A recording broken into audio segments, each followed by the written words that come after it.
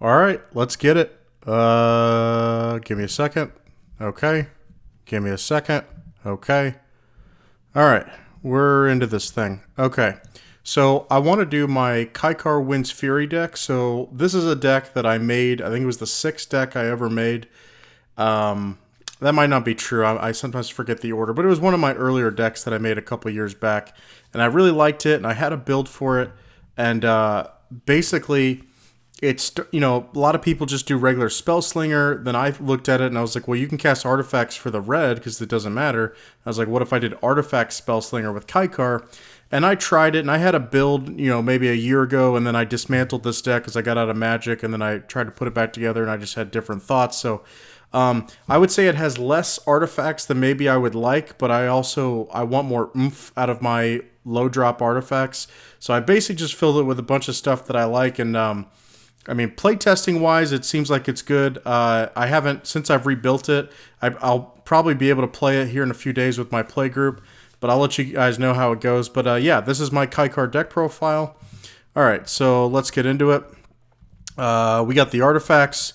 So we got Altar of the Brood, which, for anyone that doesn't know, Kykar, 3/3 Bird Wizard, flying for 4 mana in Jeskai. When you cast a non-creature spell, you make a 1/1 white spirit, and then you can sack a spirit at a red. And obviously that red will go away at the end of the phase. So Altar of the Brood, a nice 1-drop artifact. Whenever another permanent enters your battlefield, each opponent mills a card. Because we can spell sling, get a lot of tokens, all that kind of stuff, and we play a lot of permanents in general, since this is an artifact deck, that should get a lot of good use out of it, and we have a way of, doubling that effect, obviously. So Alter the Brood for 1 mana, really nice. Yeah, I like the card. Archaeomancer's Map, this is a card that I bought for this deck, and granted, it's gone down in price since I bought it. I still don't think Archaeomancer's Map is so cheap that you can run in every white deck. Could it be ran in every white deck? Of course, but I just don't. I tried to put it in the deck that has the most synergy, so it's this deck. When it enters the battlefield, search your library for up to 2 basic planes, reveal them, put them in your hand, then shuffle. Whenever a land enters the battlefield under opponent's control, if that player controls more lands than you, you can drop a land from your hand on the battlefield. So in case I didn't say, guys, not only is this an artifact deck, spell slinger, but it's also a flicker deck or a blink deck, whatever you want to say. To me, they're the same thing. Some people think one is now and one is like it'll blink or come back at the end step. I mean, that might be technically the right answer, but I don't really care. Regardless, if it's an artifact and it does something which enter the battlefield, like that's in the deck, or at least I thought I put in the deck, and yeah, that's basically what it's built around. I love ETB effects, so yeah, I just an artifact. I noticed a lot of artifact synergies that were with Flicker, and I was like, that'd be nice if I could make that, and I basically just tried to throw everything together with Jeskai. And like I said, this is a deck that I've basically had for like 3 years, so it's not like I all of a sudden changed the concept. The only thing that's really changed is there's some different, I would say, either win conditions or just different tactics that I'm using with this deck, but the basic strategies have been the same for the last 3 years, which is artifact heavy, ETB, and try to blink your way to a victory, or try to, the fact that we get to produce a lot of tokens, that's a lot of the synergies in here. Conjurer's Closet, I love this card. Sadly, because it's 5 mana, it doesn't make the cut in a lot of decks anymore, but in this deck, of course it does. Not only is it an artifact, but it does something we want to do. Beginning of your end step, flicker basically a creature you control and bring it back at the end, the end of your turn. It just flickers and comes back. Genesis Chamber. So whenever a non-token creature enters the battlefield, if Genesis Chamber is untapped, which we do have a way of tapping it, that creature's controller makes a 1/1 mirror artifact creature token. So obviously our opponents can make mirror tokens, and I'm not saying like, oh, that's no big deal, but the thing is, the tokens that we get, I feel like, are a lot more valuable to us than it is to our opponents. We do things with artifacts, we get benefits off artifacts, we might have to sacrifice artifacts, and like I said, there is a way to tap that card that becomes to our benefit. Okay, we got Glaring Spotlight, which is one of the later additions in this deck, and I'm so happy I found this card. And I'll tell you what the synergy is when I come up to the other card. So it says, creatures your opponents control with hexproof can be the target of spells and abilities you control, as though they didn't have hexproof. So that's cool that, we can kind of dodge. With 1 mana, we can get around someone that tries to sit on having hexproof. I run Ural the Miststalker, so I am fully aware that hexproof is a mofo to get around, so I'm happy with this. You pay 3, sacrifice it. Creatures you control gain hexproof until end of turn and are unblockable this turn. That part right there is the main part. That effect I was like, okay, for 1 mana, I mean, yes, you have to pay 3 once you use it, but I'm like, for 1 mana, that thing can sit on the board and kind of be sneaky, and then all of a sudden I can pay 3 and be like, my stuff's unblockable. But we'll get to that. Helm of Awakening, I've always wanted to use this card. When I originally had the deck, this card didn't have a fresh reprint, and then Dominaria Remastered happened, and I was like, I need to rebuild Kykar and put that in there. Spells cost 1 less to cast. Now, obviously, this affects our opponents. Could they get benefit out of this? Of course they could. One, we have a way of sacrificing artifacts. Not a ton of ways, but there is a few, or at least one, I think. But the main thing is, like, because we're artifact heavy deck, we don't really care if if my spells are getting reduced by 1 generic. Well, artifacts, they normally cost 1, just generic mana. So I feel like we get more benefit out of it than our opponents. But we are trying to cast a lot of spells. So I think in one turn, if I can cast a lot of spells and they're all getting 1 less, that's going to give me a lot more advantage than I think like an opponent that maybe they're like, okay, cool, I was only going to play 1 card this turn, now I'm going to play 2. Yes, they get advantage out of it, but I think we're going to get more. Maskwood Nexus, creatures you control are every creature type. The same is true for creature spells you control and creature cards you own that aren't on the battlefield. The pay 3 tap, make a 2/2 blue shapeshifter token. I've never used that effect, and I don't think I ever would. I mean, we have stuff, like Impact Tremors in here, and I'll get to that, but like the only way I could see myself ever using that is, I don't know, if I needed to make 1 token to win the game, I'd pump 3 for a 2/2, but otherwise, I don't care. I don't ever use that effect. It's just in here so that, as I said with like the mirror tokens, we can use those tokens for something. Well, with Maskwood Nexus, not only is it an artifact synergy, but being able to make anything that we make a spirit, it counts as everything else, but it counts as a spirit, really is awesome with Kykar, and I think, I highly recommend anyone that's running Kykar, even if you're not doing artifact heavy, I think you should run a Maskwood Nexus in there. I really do. Panharmonicon, because it's a flicker deck and artifact, getting double the ETB triggers is great. And obviously, like I said, that works with an artifact entering the battlefield or creature, and that's mainly what we're going to be doing. I run the medallions. They've been reprinted Commander Masters. Made me very happy. Pearl Medallion, Ruby Medallion, Sapphire Medallion. Okay, we know those. Portal to Phyrexia. I love this card. I was so happy that it got made, and once again, when I saw it, I was like, Kykar, Flicker, that's what it's going in. Now, don't get me wrong. Like, I have a Yarok the Desecrated deck. I could totally put a Portal to Phyrexia in there. I'm not going to as of right now, unless they reprinted it and it got really cheap. I had this in my colorless deck, my Kozilek, the Great Distortion deck.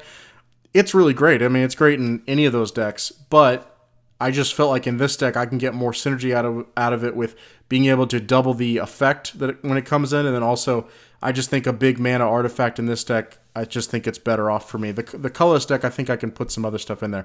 But anyone doesn't know, Portal to Phyrexia, when it enters the battlefield, each opponent sacrifices 3 creatures. So once again, that's great right there, but if we double that effect, each opponent sacrifices 6 creatures, or if we're like, hey, play it, and then I could flicker it, that's great.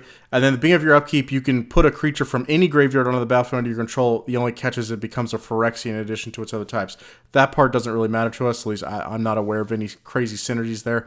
But yeah, I mean, that's a little added bonus, but to be honest, I just play it for the ETB, make people sack stuff. I mean, that's just a great effect. And the last artifact we play that's not a creature, the last non-creature artifact is Spine of Ishsaw. My buddy Brendan, you guys will see him on the channel here shortly. We're going to try to do some gameplay this weekend. We've been trying to do that for like a couple years. I think we're finally going to be able to do it. May not be the best quality, but anyway, he's the one that kind of showed me Spine of Ishsaw because he has a Breya deck that basically does artifact flicker in a way. And he uses that card a lot. And I'm like, does Spine of Ishsaw need to go in every one of my decks? No, because 7 mana to pop 1 thing's a lot. But in this kind of a deck, and the fact that if it hits the graveyard from the battlefield, it'll go back to your hand, that's really good because we can keep playing it and possibly sacrifice it. So yeah, that's really good. Spine of Ishsaw, really cool card. And I think it's perfect for this deck. Okay, so that's it for the non-creature artifacts. Let's get into the creatures. Okay, so I wasn't initially going to do, like, Arkham Dragson. I think it's the Arkham Dagson. Sorry, there's no R. He is kind of pricey, sitting around like $9. And at first I was like, I'm not sure if I want to run him. And then I was going through the deck and I was like, actually, that's kind of what I need. So, because like I said, cards like Kadoltha Forgemaster, I used to run in this deck, and then my colorless deck now has a Forgemaster, and in this deck, I'm like, well, I have other cards at my disposal that I don't have to just run the same stuff. I can have some diversity, so that's what I did. So he just says, for 4 mana, he's a 2/2, tap him, target artifact, creature's controller sacrifices, so technically, if your opponent has a problematic artifact, you could sacrifice that and make them hit or I guess they'd go search their library for a non-creature artifact. But the thing is, a lot of times regular decks, they might not have that great artifacts. They might just have some mana rocks and that's it. They might not be running some awesome artifact that's synergized with this deck. But anyway, it's not why it's in there for. It's in there for us, which is we can sacrifice something like a mirror or something like, like a Spine of Ishsaw to get it back into our hand. And then we can be like, okay, cool. And then go search any non-creature artifact. Well, guess what? I mean, Portal to Phyrexia is probably going to get picked. And if it's not, probably Spine of Ishsaw or, whatever fits our situation. Panharmonicon maybe. Now, I want to say this. I'm not running a Darksteel Forge, the one that makes all your artifacts indestructible. I want to, but it's like a $30-something card, and I'm like, I can get away without it. But if that card got reprinted and it was like it was around like $10, I would order one and put it in and find room for it. So just want you guys to know that. Audacious Reshapers, this almost didn't make the cut, but once again, I was like, it'd probably be good to have something that can sack artifacts repeatedly. And also, the tap abilities of these two creatures, we have a way of getting around that where we can untap them, and I'll show you here in a second. But yeah, sack an artifact, reveal cards from the top until you hit an artifact, put it on the battlefield, and then however many cards you had to reveal, you take that much damage. We have some life gain in this deck, so I'm not too concerned about that. I mean, unless we got super unlucky, there's quite a bit of artifacts in here. Like I said, you only saw 13 non-creatures. There's quite a few creature artifacts in here. But like I said, unless we just hit like a chunk of land somewhere, I doubt that we would take more than I would say 6 damage on a regular basis. Might be the most you might take, but generally you're not going to take that. Combustible Gearhulk, artifact creature. So I'm weird. I don't really like First Strike. Not that it's a great mechanic as far as how it works. I'm not a fan. I don't like the mechanic. I just think sometimes it's too good. So generally I don't run any creatures that have stuff like First Strike, Double Strike. I'm just OCD. You can ask my buddies. I'm weird about it. You can be like, why? And I'm like, I just don't like it. But Combustible Gearhulk, he's a Gearhulk. And I'm like, he's cool. So I kind of skirt around that role. Plus he's great for this deck. ETB effect, you pick an opponent. They can either have you draw 3 cards, or they can have you put your top 3 cards of your library into your graveyard, and whatever the total CMC of those cards were, they take that as damage. Now, most of the time, because in this deck, if people see this deck more than once, they're going to figure out real quick, I'd probably rather him just draw the 3 cards, because he's got some big mana stuff in here, and we don't want to be taking that, especially if he can double the effect or flicker the Combustible Hero, becomes a problem. Displacer Kitten, the last time I made this deck, Displacer Kitten I don't think was out yet. So Displacer Kitten, great card. I'm telling you, man, just I was hyped for the Lord of the Rings set this year, and to be honest, they got so stuck in mechanics and everything like that I didn't find it all that interesting. That being said, I still want to do a cube of Lord of the Rings. But what I'm saying is D&D, I felt like they did it so right these last 2 years. The year before, last year with Baldur's Gate, and the year before that with I forgot what they called it, just Dungeons and Dragons. I don't really remember what they called it, but anyway, the first set. I just think all these cards fit so well into Magic. I'd never look at them and go, "Oh, that's a D&D card," and maybe it's because I don't play D&D, but they all to me just fit in with Magic. So yeah, whenever you cast a non-creature spell, exile up to 1 target non-land permanent you control, and then flicker it, bring it back. Pretty much my whole rule about flickering to get the best value in Commander is, if something flickers at the end step, that has to be repeatable. If I use a card that says, an instant or a sorcery that says flicker a creature but doesn't come back to the end step, I'm not going to run that card, because the only ones that I think are acceptable to wait until the end of the turn to get your creature to come back is something that's repeatable. If it's not repeatable, I don't really want it. The ones that I play that are more instants that can flicker, it's stuff that basically will bring it back immediately. Displacer Kitten's awesome because it brings it back immediately. Another card that came out, within the last year that I was like, wow, got to put that in Kykar. Elish Norn, Mother of Machines. 4/7 for 5 mana. Vigilance of a permanent entering the battlefield causes a triggered ability of a permanent you control to trigger. That ability triggers additional time. So for anyone that doesn't know, like I said, I have a Yarok the Desecrated deck. Elish Norn is basically Yarok as far as that part goes for you. Because it works the same way. If a permanent has a triggered ability or causes something of yours to trigger, it triggers again. And then permanents entering the battlefield don't cause abilities of permanents your opponent's control to trigger. That's a really big deal because a lot of people play ETB stuff, so that's really cool that it does that. And it has vigilance. That's nice. She's good enough to be her own commander in mono white. My thing is, she serves a better purpose here for my strategy. And then, I got a different idea for what I'm going to do with mono white eventually. Amiria Shepherd, one of my favorite white cards. To be honest, I'm not saying I run this in every white deck, but I just think if you're looking for a good, solid value white creature to give you something, Emiria Shepherd, I think, is the bee's knees. 4/4 for 7 mana. I know the stats aren't great, but flying with landfall, whenever a land enters your battlefield under control, if it's not a plains, you can return a non-land permanent card from your graveyard to hand.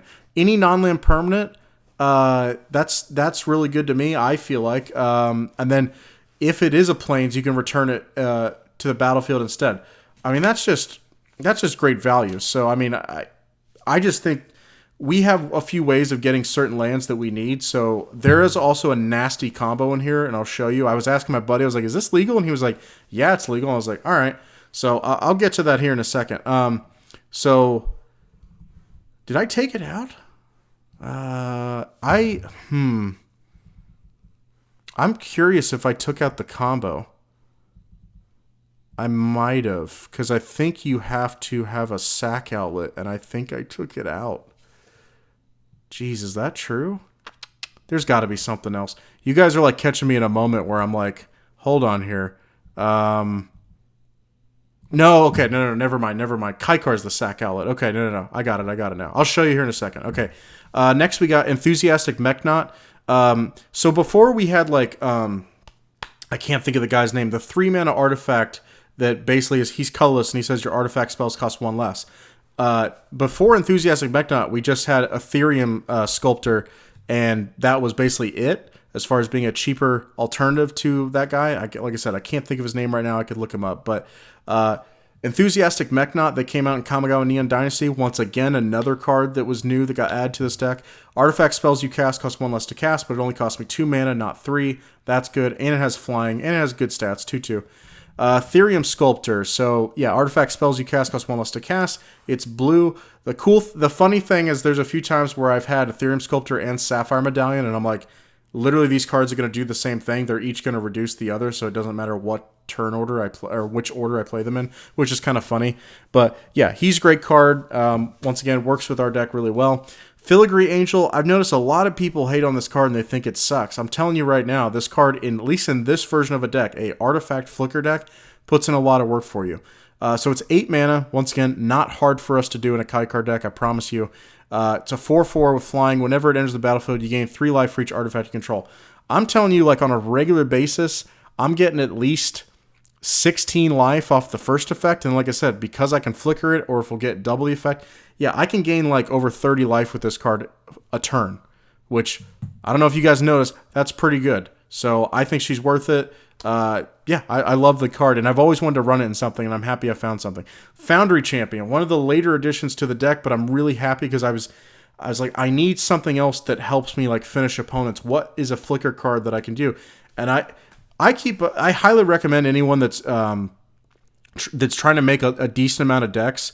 So I'm using Archidect right now, the website. I have a separate deck called Maybe, and it's full of like over 500 cards, and it just keeps growing. But anytime I find a card and I go, I don't know what I want to put you in yet, but you're interesting, I just put it in a Maybe deck profile, and it all just sits there. And then whenever I have time or I'm trying to build another deck, I'll look through there and go, is there anything in here that's jumping out to me that I'm like, oh, that would be great in this deck? Foundry Champion. I found him.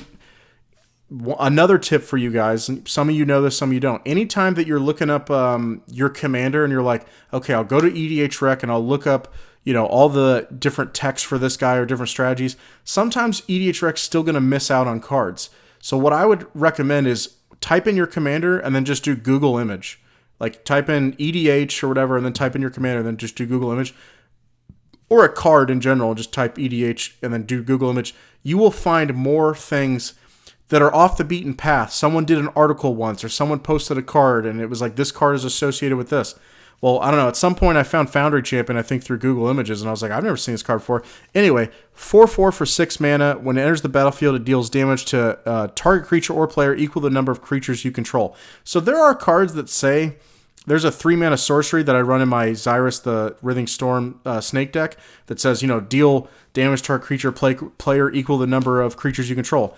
That's great, but that's a sorcery. The ability to flicker it is what makes it amazing in this deck, and I don't know anything else that really does that. I know I think it's a giant that does it, because I was running it in snakes, then I just took it out.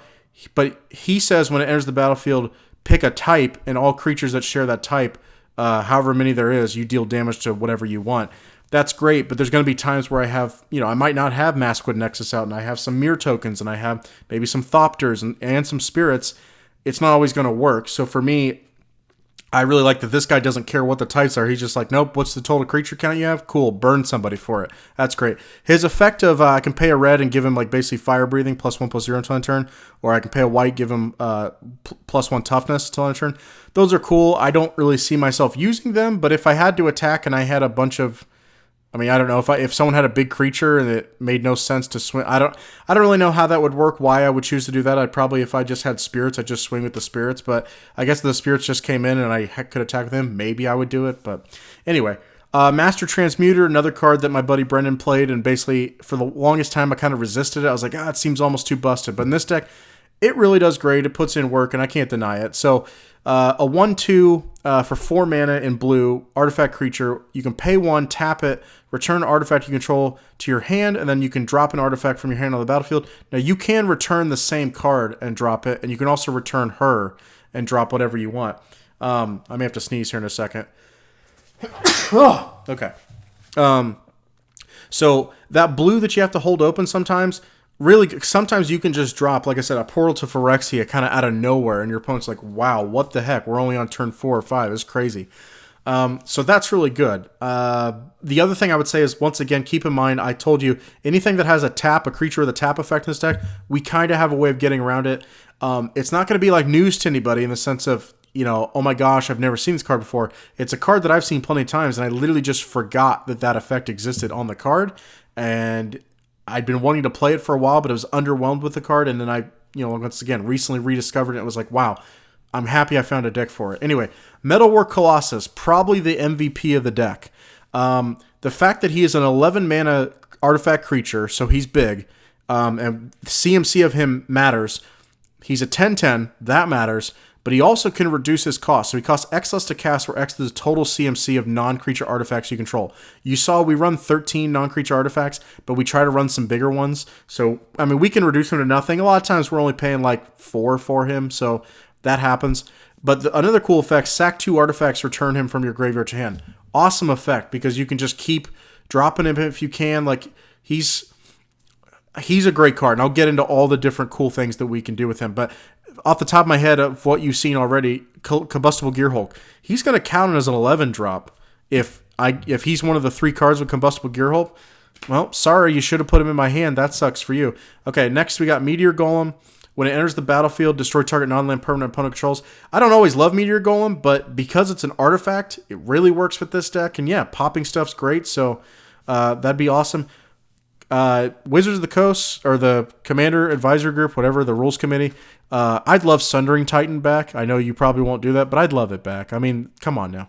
Anyway, Muzio Visionary Architect. So this is a guy that initially I was like, I'm not sure if he's good enough that I want to run him. And then I did playtesting with him and I was like, wow, he's actually amazing in this deck. So he's a 1/3 for 3 mana, 2 blue, 1 generic. I do like his cost, and I do like that it's 2 blue, so it's not like he just gets thrown into every single artifact deck. So he's kind of more unique. You pay a 1 blue and 3 generic, tap him, look at the top X cards of your library where X is the highest CMC among artifacts you control. Reveal an artifact from among them and put it onto the battlefield, put the rest in the bottom library in a random order. So once again, I'm not saying it's going to be the norm to have Metalwork Colossus, but let's just, best case scenario, we got Metalwork Colossus out there, and then we do Muzio's effect. So yeah, you got to pay 4 mana, but we got spirits that we can sack to kind of help that out. He has a tap effect. Once again, keep that in mind because we might have a way of doing that effect multiple times. I love the fact that if I have Metalwork Colossus out, which is easy to get out, I can look at the top 11 cards in my library, and it doesn't matter what they are, what the CMC is. If there's an artifact in there I can just drop it. Now, another cool thing, and I really like the way they did this effect. Say I had Master Transmuter out there, so just a 4-drop, and I did his effect. I could look at the top 4. Let's say Filigree Angel was among the top 4. Well, she's 8 mana, but guess what? It doesn't matter. It doesn't matter if I have this guy, Enthusiastic Mechnaut, and this actually happened when I was doing playtesting. He's only a 2 mana. I did the effect. I only got to look at the top 2 cards, but I don't remember exactly what I think it was Metalwork Colossus, but a big creature, could be Portal to Phyrexia just off the top 2 cards. I love the gamble there. I love that aspect of it. I think it's really cool. All right. Okay, keep going. Priest of Urbrask. I think I had seen this card once before and completely forgotten about it. And this was before, I started keeping a tab of my maybe cards that are interesting. And then I recently saw this card like a week or two ago. I'm like, what? Where's this card been? I love Priest of Gix is a card that I use in Yarok. And he says when he enters the battlefield, he costs 1 black, 2 generic. When he enters the battlefield, you add 3 black to your mana pool for the turn, or for that phase. I completely forgot that there was another Priest. I wish they would make a whole set of them, but I kind of get why they wouldn't. But honestly, blue could really use it. White could really use it. Green doesn't really need it, but I mean, I'd take it anyway just to finish it out. But that would be awesome. But yeah, Priest of Urbrask, he's great in this deck. When I say great, obviously if you're using like Conjurer's Closet to flicker him, not going to be the greatest because you have nothing to do with that 3 mana that you have for the turn. But if you have cards like, the Displacer Kit, and you can be like, cool, I'll flicker Priest of Urbrask, and you got Panharmonicon out, so you're getting 6 red every time it gets flickered, that can add up, and that's awesome. And like I said, we got a lot of artifacts that don't matter what the color is to play. We do have some good red spells in here, so... Rage Thrower. This is a card that I'm like iffy on. If you guys didn't like it, you could totally take it out if you were trying to build something similar. But I've always wanted to use Rage Thrower in a deck, and he always just, for whatever reason, doesn't quite make the cut because like I have my snake deck. I can make a metric what of snakes and metric ton of snakes, but the snakes generally don't die. I generally keep them on the board and use them and then kill my opponent basically within a turn or two. Rage Thrower, I was like, I need something where creatures are dying. Well, I'm making a Jund deck where it's all about creatures dying. The problem is, I want big creatures to die, and him just doing 2 damage off big stuff dying doesn't really do as much. So with this deck, I'm like, this is perfect. I tried him in my burn deck, my Torwaki deck, and it's not that it's a bad thing, but in Torwaki, yes, I'm killing some creatures, but I'm mainly trying to do burn damage, and it's cool effect. He costs too much mana. That deck is really aggro, really low CMC, just like spell sling, do stuff, go. And having a 6-drop in there doesn't work. In this deck, we can afford to have some higher CMC stuff. So yeah, so every time that we're sacking a spirit or sacrificing an artifact to do something, I mean, as long as it's a creature, dealing 2 damage every time. And we do have a few ways of increasing damage. I'll get there. But yeah, great card. Reckless Fireweaver, maybe one of the greatest, common cards to ever be printed for the commander players use. Whenever an artifact enters your battlefield under your control, it deals 1 damage to each opponent for 2 mana. That card's great. Like I said, we can make a lot of artifacts. Let's get on to one of them. Sharding Sphinx, 6 mana, 4/4. I love this card. I mean, some people, I don't know, it's not valued all that much, and some people think it's too much mana to put into this card, but I think it's great. When an artifact creature you control deals combat damage to a player, you make a 1/1 blue Thopter creature token with flying. Another way for us to make a lot of Thopters, or just artifacts in general, which is great. And yeah, it just, it makes all of our artifact creatures kind of a weapon where opponents like, oh, I might have to think about blocking that, all that stuff. And yeah, it's an artifact creature itself. So yeah, I really like Sharding Sphinx. Shimmer Dragon, I love this card as well. For 6 mana, it's a 5/6. As long as you control 4 or more artifacts, it has hexproof. People always kind of forget that effect. In my playtesting, when I'm like seeing how it would do against my other decks, I say people. There'd be times where I'm like, oh, I got a removal spell. It's like, can't do it against Shimmer Dragon. That sucks. Okay, but yeah, tap 2 untapped artifacts you control, draw a card. That's the main reason it's in here. And take Sharding Sphinx. If you swing all out with Sharding Sphinx and you already have Shimmer Dragon on the board, let's say you already you have 4 artifacts, you make another 4 or something like that. Then being able to tap the 4 new artifacts that just came in and draw 2 cards off that's really good value. And like I said, we can make a decent amount of mirror tokens, the Thopters, have a few other things. Solemn Simulacrum. So I was running this in my colorless deck, and even though it probably still could use it, I'm like, well, it's better served in here, so I'm just going to throw it in here. It works great in here. For the longest time in white, I tried running Core Cartographer, and then I thought about it, I'm like, literally Solemn Simulacrum is the same mana cost, it's just better, so unless you have a way of reducing the white, to make Core Cartographer better, the Core Cartographer can only search planes. This can search anything you want. So I'm like, I don't know why it took me so long to be like, maybe that's why Core Cartographer is not that great of a card, because Solemn Simulacrum just is better. So when it ETBs, you go grab a basic land, put it on the battlefield, tapped, and then whenever it dies, you may draw a card. So I'm going to redirect you guys. Earlier, I was telling you about a combo. It's not an infinite necessarily, but it's a really degenerate thing that you can do. I guess it revolves 4 cards, but I've been able to do this 2 or 3 separate times in my playtesting, so it's obviously not that hard. You need Solemn Simulacrum, Emiria Shepherd, you need Maskwood Nexus, and then you need Kykar. So basically, Maskwood Nexus saying that everything is a spirit on top of its other types, and you have a Mirror Shepherd. So what happens is you get Solemn Simulacrum out. His enter the battlefield effect happens. You attempt to go search a land. In response to you searching a land, you use Kykar's effect. Since it is a spirit with Maskwood Nexus, you sacrifice it for a floating red. The die effect happens first. You draw a card off of that. Then you resolve Solemn Simulacrum's effect. You go grab a land. Now, because of Emiria Shepherd's effect, we want to grab planes when we can. I do the same thing in all my decks, my basic land count. Because this is 3 colors, I'm running 39 basic lands, 13 of each. So I have 13 planes in here. Anyway, you go grab a planes. You put it onto the battlefield. Emiria Shepherd's effect happens. You get to grab a permanent from your graveyard, put it back onto the battlefield. You grab Solemn Simulacrum. He attempts to activate his ETB effect of going to grab a land. You sack him in response, have a floating red mana. So by the end of this, let's say you have like 2 planes already out, which leaves 11 in your deck. You could sack him, for right there, that's 11 floating red mana, and then you go grab all the planes out of your deck. So you've ramped. And they do come in tapped. I mean, granted, we could run a card that makes them come untapped, but I feel like my opponents would truly hate me then. But yeah, so you have all that. You have 11 floating red mana, and then you can still go search out other lands out of your deck, and he'll be added to your hand. He won't immediately get brought back from your graveyard, but you can still, if you have a reduction cost for him and can still keep playing him out, you could kind of still keep doing the same thing and just getting so much red mana. Because think about it, all the red mana that you saved up, you could just use that to cast Solemn Simulacrum again. So eventually that will run out, but you're getting a lot of lands. So I just think it's a really, I'm sure I'm not the first person that's come up with that. I'm sure there's other versions of that combo, but yeah, it's really good. Soul Herder. Whenever a creature's exiled from the battlefield, put a +1/+1 on it. That's cool. Beginning of your end step, it's basically like a Conjurer's Closet. You can just flicker a creature, bring it back. The other cool thing is it does get the +1, so it's cool. And it's cheaper, but it is on a creature. We got Sun Titan, which this is a definitive artwork for Sun Titan in my opinion. But anyway, for 6 mana, when he enters the battlefield, enters the battlefield or attacks, you can grab a permanent from your graveyard with 3 mana or less. That includes lands, because lands count as a CMC 0. And yeah, he's just a good card, and we do sack some stuff here and there, and it is a neat enter the battlefield effect, so I do like that. Third Path Iconoclast. Whenever you cast a non-creature spell, make a 1/1 colorless soldier artifact creature token. Once again, remember when I said the artifact synergies of artifact creatures coming in? We got Reckless Fireweaver, Sharding Sphinx, Filigree Angel. We got why can't I think of it? The Audacious Reshapers, and the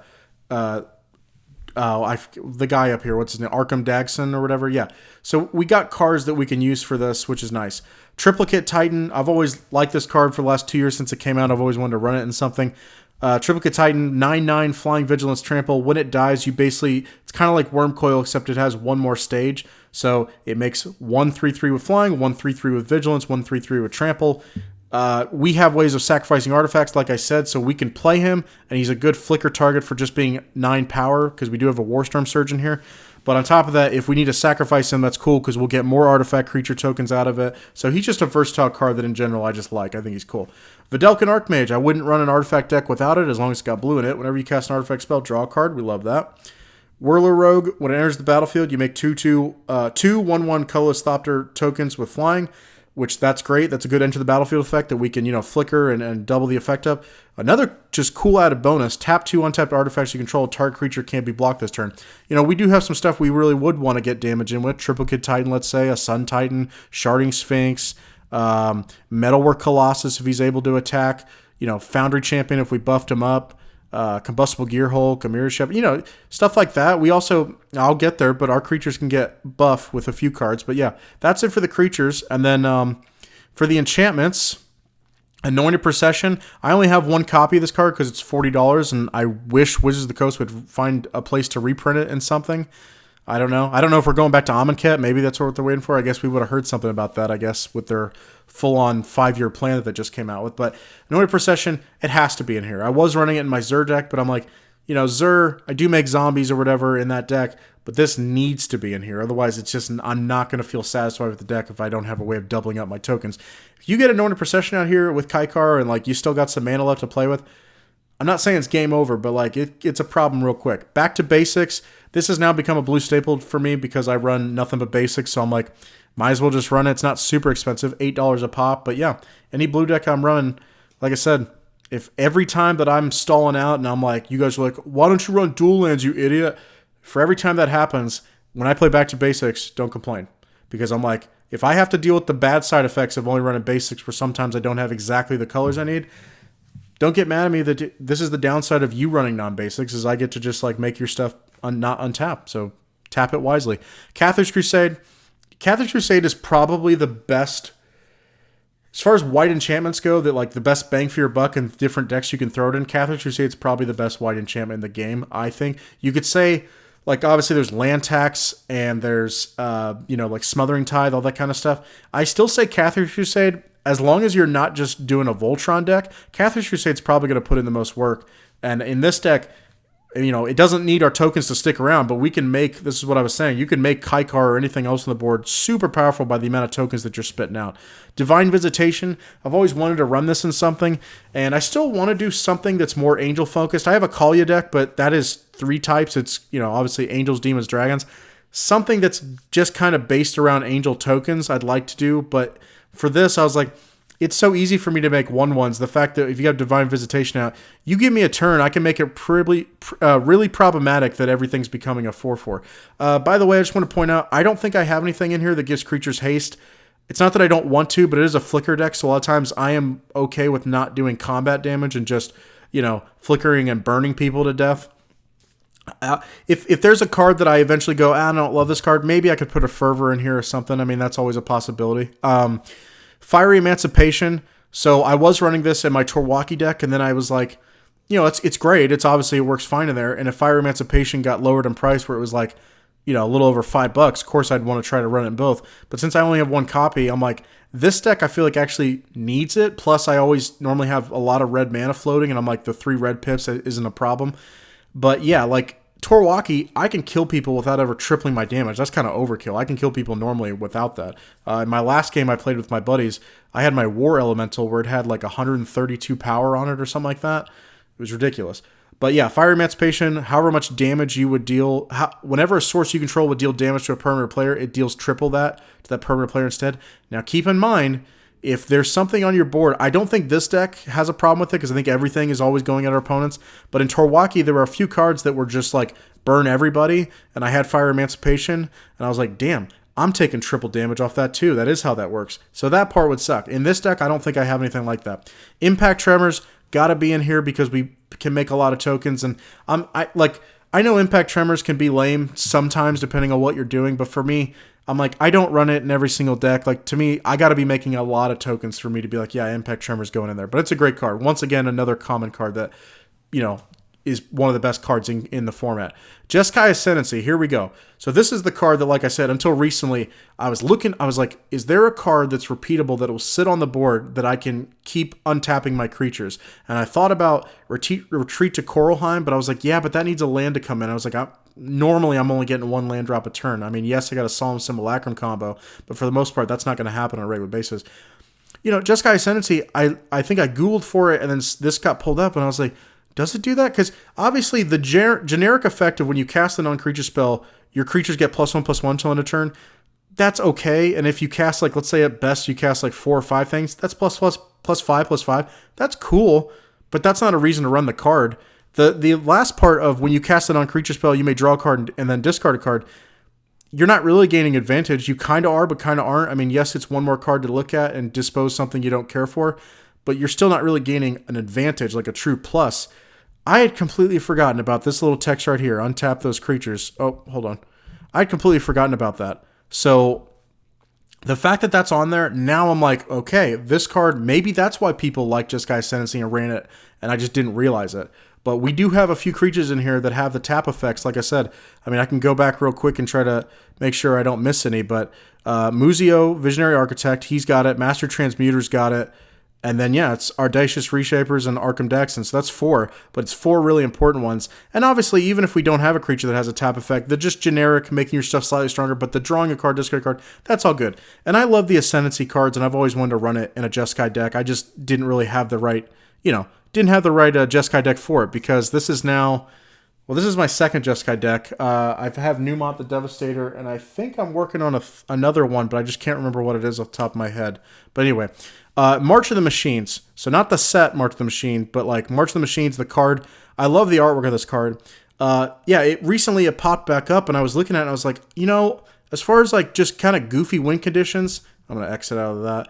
As far as goofy win conditions, I would love to just all of a sudden randomly kill someone out of nowhere with March of the Machines. So for anyone that doesn't know, for 4 mana, blue and 3 generic, each non-creature artifact, and this is not only on your board, but everybody's board, each non-creature artifact is an artifact creature with power and toughness, each equal to its CMC. So obviously this could be helpful if you had like in this deck, I do have burn cards that can deal with creatures. I don't have a whole lot of like artifact removal. So, you know, that's a little kind of added bonus that if someone else's artifact was a problem, I could, you know, blow it up with burn damage, like a Warstorm Surge or something like that. But in general, that's not the reason I'm going to use it and do it. And yes, it does put my artifacts at a disadvantage that maybe now they can be susceptible to board wipes or, you know, creature removal because now they are creatures. But the cool thing I like is that it's just so funny that if I had these artifacts up here and they were just chilling, which a lot of times, you know, the CMC of my artifacts when I'm just looking at it, you know, maybe by like turn 7, I might have like, I don't know, like maybe 12 CMC total as the artifacts. You never know. Sometimes it's more, sometimes it's less.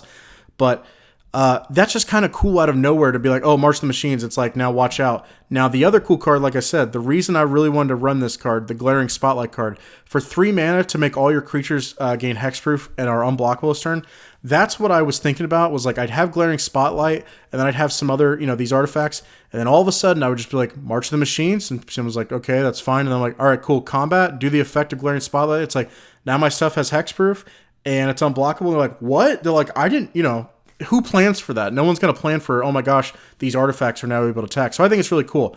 Once again, this card, if I had a Darksteel Forge, that the 9 mana card, make all your artifacts indestructible, it'd work great in this deck. I'd love it. It's just too expensive right now, but in the future, if it gets reprinted, hopefully, and the price goes down a little, I'll try to find room for it. I'm sure I'll find something. Martyr's Bond. Now, don't get me wrong, not the craziest synergy here as far as like it's not going to happen. It is 6 mana to get out, so that's quite a lot. But whenever Martyr's Bond or another non-land permanent you control is put into a graveyard from the battlefield, which technically tokens do hit the graveyard, so it does work with that, each player sacrifices a permanent, each opponent sacrifices a permanent that shares a card type with it. Obviously, in Kykar, we're going to be sacking creatures like crazy, but we do also sacrifice artifacts. So we can make people sacrifice artifacts or creatures depending on, you know, what we're doing. So that's really good. But yeah, our bread and butter of the deck, we're going to be sacrificing creatures. And since we don't have black, we can't run Dictate of Erebos or Grave Pact, this is our best option. Sunbirds Invocation, that's a red staple for me. It's in every single one of my red decks. You can read the card to know what it does. I guess I'll explain it real quick. When you cast a spell from your hand, whatever that card's CMC was, you reveal cards off the top of your library until you hit that many cards. Then you obviously look at them. And if there's a card, a non-land permanent, or a non-land card that has a CMC that's equal to or less than the card you originally casted, you get to cast it for free without paying its mana cost. Then whatever cards are left, you put them at the bottom of your library. Love this card. It goes in every one of my red decks. I just love it. The only time I maybe wouldn't run this card if I had a red deck that was literally just like everything is, I don't know, 2 CMC or lower, maybe I'd be like, well, I don't know, maybe I'll just hit lands when I play Sunbirds. But other than that, I mean, I've never met a red deck that I'm not going to run Sunbirds in. Teleportation Circle, one of the better new white cards that came out in the last couple of years, and this is from the original D&D set from 2 years ago. For 4 mana at the beginning of your end step, flicker an artifact or creature and then return to the battlefield. So it's Conjurer's Closet, except it's in white, but it's 1 less mana, and it can flicker artifacts. Conjurer's Closet can only do creatures. This can do artifacts and creatures, which in an artifact flicker deck, great versatility because we might have a Portal to Phyrexia that we really want to bring out and flicker, or a Spine of Issaw that we want to flicker, so, or an Archaeomancer's Map that we want to flicker, so that's cool. Okay, then we got Warstorm Surge. I love Warstorm Surge. It used to be a red staple for me, and then I realized I probably shouldn't run this in every deck if I'm not going to have bigger creatures, but because of how often we flicker and the big stuff we can bring out like Metalwork Colossus or whatever, this card really can start putting in work. Whenever a creature enters your battlefield, you can point that creature's power basically to any target, which is great. Whirlwind of Thought, I think if you're running Jeskai, unless it's like nothing but creatures, which this isn't, then you should run it. Whenever you cast a non-creature spell, draw a card. That's great. All right, let's get on. Okay, so we got Instants, 3 of them. Cloud Shift, 1 mana white flicker card that brings a creature and flickers it immediately, brings it back. Essence Flux is basically the blue version of that. It has a little extra text. If it's a spirit, put a +1/+1 on it.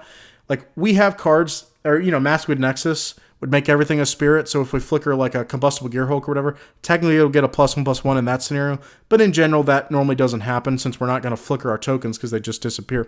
Ghostly Flicker, I would want to run Displace, but I ran out of room and I had to cut something. But Ghostly Flicker is slightly better because Displace only can flicker 2 creatures. Ghostly Flicker can flicker artifacts, creatures, or lands, which that does come in handy a lot of times when maybe you only have one good flicker target as a creature, but then you're like, well, I'll take a land back. That'd be good. So, yeah, Ghostly Flicker, great card for 3 mana. Okay, and then, obviously we got the lands, and then the last thing is our sorceries. So, Mass Polymorph is the last addition I put into this deck to complete it. And basically, I was making changes to my Snake deck, which this was in. And because in the Snake deck, I'm like, I don't have that many creatures actually in the main. And I'm like, if I have a Snake army, generally that's part of my strategy, and I want to keep that. In this deck, because I have so many amazing ETB creatures, in my opinion, or just bigger creatures, I'm like, if someone, let's say, takes out Kykar, and I'm just left with like some tokens, some mirror tokens, some Thopters, maybe a few spirits, I can use Mass Polymorph and be like, okay, I'll do Mass Polymorph. I got 6 tokens here. I'll exile all those and then just bust out 6 creatures, from my deck, reveal until I hit 6 creatures, and boom, they hit the battlefield. Let's see what happens. It's just a cool upside card. Now, will it always happen? Of course not. I mean, there'll be times where I might have a good board presence with creatures where I don't want to run Mass Polymorph, but it's an option, and I like that. My Totex Manipulation, if I'm not running green in a blue deck, and because I run all basics, this card's going to be in here. It's a blue ramp card. Look at the top 7 cards of your library. You may put one of those cards on the battlefield if it has the same name as a permanent that's already on the board. Put the rest on your bottom of your library in a random order. So I've mentioned this before. Because we're running basics, if I got, islands and a plains when I play this, but I don't have any mountains, if I look in the top 7 and there's a mountain and my opponents aren't playing red, then obviously I can't do anything about it. But generally, someone's going to be playing one of these other colors if I'm missing one.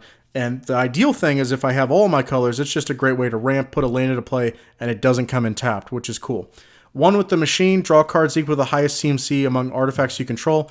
We have some high CMC artifacts. Metalwork Colossus is obviously the most at 11. We got like 2 9-drops, some 7-drops, or an 8-drop, some 6-drops. So as long as you're drawing 4 cards or more, you break even with one of the machine. And if you have Kykar out, just casting it alone is going to give you a spirit. So like that's an extra incentive too. I'm going to go with Ruination first. Before I get to Over the Top, I'll leave Over the Top to last. Ruination, destroy all non-basic lands. Because I'm Mr. Basic, I'm going to be blowing up everybody's non-basic lands. Don't at me. Don't get mad at me, but it is what it is. And lastly, Over the Top. So once again, I saw this card, and I initially was running it in Snakes because I'm like, that's probably the deck I make the most permanents on. It's a great card. I'll read it real quick. It's 7 mana. The fact that it's red, great, because obviously we got easy access to red. So each player reveals a number of cards in the top of their library equal to the number of non-land permanents they control, puts all permanent cards they reveal this way onto the battlefield, they don't come in tapped, and put the rest into their graveyard. Well, if you haven't noticed, the only cards we run that are not permanents, we run 5 sorceries, which this would be one of them. So basically in the deck, if you play Over the Top, you would have 4 other sorceries and 3 instants. That's 7 cards. Everything else in the deck is a permanent. So that's great for us. High chances that we're going to, get our value out of this. And the cool thing is your lands come in untapped, which means in our deck, whatever we get in, we can still keep going and doing stuff with. So, because we can make a lot of tokens and we have a lot of permanents in general, we should get more bang for our buck with this card than our opponents will. Maybe not every single time. Might go against like a goblin deck that has a ton of goblins, and yeah, maybe that wouldn't be good. But the goblins generally don't have a lot of answers on your turn, and generally if we can get this card off and we can get... I would say as long as you're getting your value back, where you got at least 7 non-land permanents out there, I'm not going to say it's guaranteed you win that turn, but you're going to be pretty hard to stop. So yeah, Over the Top, this is the right place for the deck. The Snake deck, once again, it's almost like you didn't need it. It's like the Snake deck, I can make 30-something snakes, but if I have 30-something snakes, I'm pretty much at the point where I can just swing and kill somebody. I don't really need Over the Top. Plus, there's not even like... The Snake deck runs more sorceries and instants, and that's the part I didn't like, because I was like, there's a higher chance that it doesn't hit. Anyway, thanks for sticking around for this. Yeah, this is my deck profile. I'm pretty happy with it. I'm happy that this week, in a few days, I'm going to be able to test this deck out. But yeah, kind Kykar, it's very fun. There's a bunch of different ways to build this deck. Like I have a buddy that he just built his Kykar deck, and it kind of made me want to rebuild mine. His is, I don't think, oh, his is vehicles. So I've seen it recently. So I guess you could say it's artifacts, but he's just using the spirits. He'll like tap them to crew and then sacks them, which I think is a really cool strategy. But mine is just slightly different. You know, obviously we'll see which version's superior, I guess, when we play against each other in the next couple days. But yeah, Kykar's, there's plenty of commanders where you see it and you go, yeah, okay, yeah, I know what you do. And basically every deck I see that is that commander is going to be very similar. Kykar is probably the most unique in the sense of there are just so many different ways you could build this commander. You could make this a more like just mono red deck in the sense of you get it out, but you're basically just wanting to use the red mana for whatever. You can make this a token go wide deck. You can make it a flying themed deck. You could make it a spirit tribal deck. You could make it just a instance and sorcery low drop spellslinger deck. So many different strategies, I think, with this deck. I even saw there's like an enchantment version of Kykar Wind's Fury, and I'm like, that's really cool. There's a planeswalker version of Kykar Wind's Fury. It's just how open they left Kykar, I think, is so cool, and it's like it's a perfect commander card, and I wish they'd still make good commanders like that. I think now they're just starting to get a little too complicated and too niche, I think. But anyway, that's it for the deck profile. Let me exit out of this. Sorry. Yeah, that's it for now, and I'll see you on the next deck profile.